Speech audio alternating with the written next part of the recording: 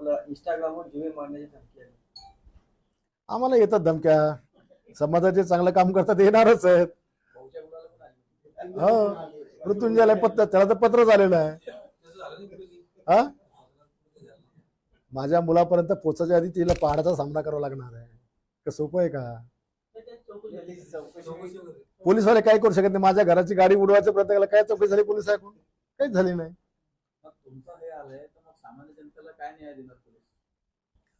अरे पोलीस हा सारखं तर अकार्यक्षम डिपार्टमेंट भारतात म्हणजे आपल्या जे महाराष्ट्रात हे जगात कुठंच नसेल.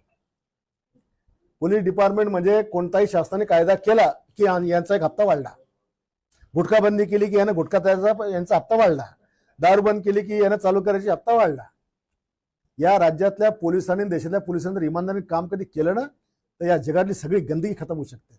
यांनी फक्त प्रामाणिकपणे आपलं कर्तव्य सदर क्षणा खलनीकरण आहे एवढं फक्त यांनी चांगलं जर केलं ना तर सगळी गुन्हेगारी खतम होती. ना दारू राहत, ना गांजा राहत, ना चेज राहत. आता तुम्ही एक बातमी नाही पाहिली का टीव्हीवर? एक पोलीसवाला चोरांचा मास्टर निघला की नाही निघला?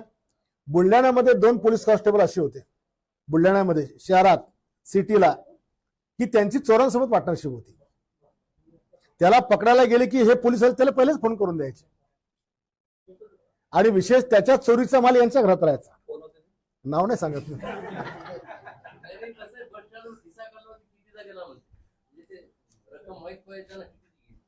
यांनी कधी एखाद्या ठिकाणी रेड केली 50 लाख कधी पकडले हे 50,000 दाखवतात.